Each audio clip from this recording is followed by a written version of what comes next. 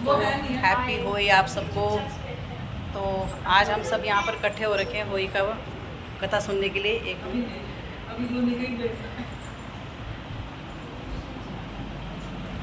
तो अभी यहाँ पर कथा के लिए सब तैयार हो गए हैं और ये लड़की हमारी ये कथा सुनाएगी। इधर देख गुड़िया।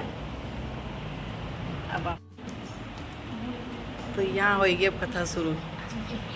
होली अष्टमी की कथा, हमने करवा चौथ की कथा भी यहीं पे करी थी। हाँ, तो आज होली के दिन सब तैयार होके आए गए और ये देखो ये तैयार होके बैठे हुए सब।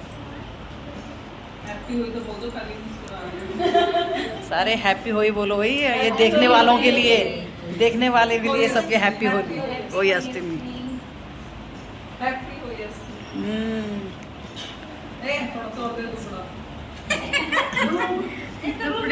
लुखी वाली दीदी थोड़ा देती है भाई। होली अष्टमी की बधाइयाँ आपको। अगली बार ज़्यादा और ये हमने हाथ में दूध और चावल ले लिए हैं मोती, और इन्होंने पल्ले में रख लिए। और ये मैडम अभी अभी आई है, लीड कर दिया इन्होंने। अक्षित को फोन करे 2-3 बार उठाया, मैंने कहा और यहाँ मोली बांध रहे हाथ में। रखना किसने बांधा तो तुरवा देती इसलिए अब यहाँ पर कथा सुनते हुए एक साहूकार था जिसके 7 बेटे थे, 7 बहुएं तथा एक बेटी।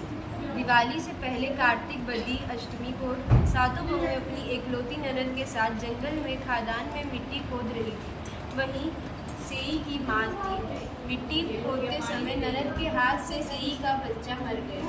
श्यामू माता बोली कि अब मैं तेरी कोख बांधूंगी। तब ननद अपनी सातों भाभियों से बोली कि तुम में से मेरे बदले कोई अपनी कोख बंधवा लो।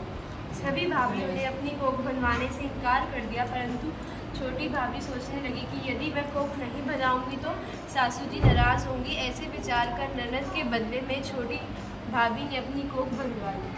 उसके बाद जब उससे जो लड़का होता वो 7 दिन बाद मर जाता था। एक दिन उसने पंडित को बुलाकर पूछा, मेरी संतान 7वें दिन क्यों मर जाती है? तो पंडित ने कहा कि तुम्हें सुरही गया की पूजा करो। सुरही गाय स्याई माता की ध्याली है, वह तेरी कोख छोड़े तब तेरे बच्चे जिए। उसके बाद से वह बहु प्रातः काल उठकर चुपचाप सुरही गाय के नीचे सफाई आदि कर जाती। गौ माता बोली कि आज कल कौन मेरी सेवा कर रहा है, सो आज गौ माता खूब तड़के उठी। क्या देखती है कि एक साहूकार की बेटे की बहू उसके नीचे सफाई आदि कर रही है। गौ माता उससे बोली, क्या मांगती है? तब साहू ने कहा, अच्छा अब तो गौ माता समुद्र पार अपने बिहाली के पास उसको जाकर लेकर चली। रास्ते में कड़ी धूप थी, सो वे दोनों एक पेड़ के नीचे बैठ गए। थोड़ी देर में एक सांप आया और उसी पेड़ पर गरुड़ पंखनी पक्षी का बच्चा था। सांप उसको डसने लगा तो साहूकार की बहू ने सांप मारकर डाल के नीचे दबा दिया और बच्चों को बचा लिया। थोड़ी देर में गरुड़ पंखनी आई तो वहाँ पर खून पड़ा देखकर साहूकार की बहू को चोंच मारने लगी। तब साहूकार ने बोली कि मैंने तेरे बच्चों को नहीं मारा, बल्कि सांप तेरे बच्चे को डसने को आया था। मैंने तो उससे तेरे बच्चों की रक्षा करी है।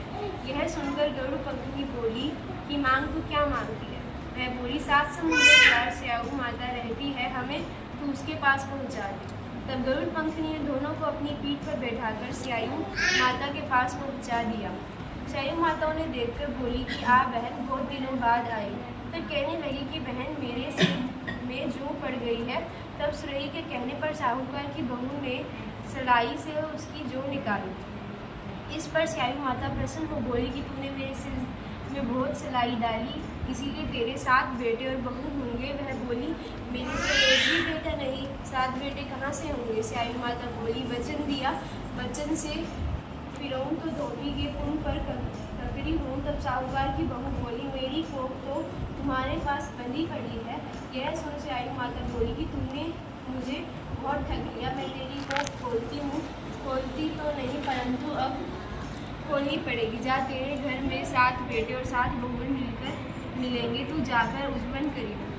7 हुई बनाकर 7 कढ़ाई करियो। वह लौटकर घर आई तो वह देखा 7 बेटे 7 बहुएं बैठे हैं। वह खुश हो गई। उसने 7 हुई बनाई, 7 उज्जवल किए तथा 7 कढ़ाई की। रात्रि के समय जेठानियों आपस में कहने लगी कि जल्दी जल्दी नहाकर पूजा कर लो, कहीं छोटी बच्चों को याद करके रोने ना लगे। थोड़ी देर में उन्होंने अपने बच्चों से कहा, अपनी चाची के घर जाकर देख के आओ, आज तक रोई क्यों नहीं। बच्चों ने जाकर कहा कि चाची तो कुछ मार रही थी, खूब उजमन हो रहा था। वह सुनते ही जेठानियाँ दौड़ी घर आई और जाकर कहने लगी कि तूने कोक कैसे छुड़ाई। वह बोली, तुमने तो कोक बंधाई नहीं, सो मैंने बंधा ली थी। अब स्यायु माता ने कृपा कर मेरी कोक खोल दी है। स्यायु माता ने जिस प्रकार साहूकार की बहू की कोक खोली, उसी प्रकार हमारी भी खोलियो। हाँ कहने लगे तथा सुनने वाले की तथा सब परिवार की कोक। जय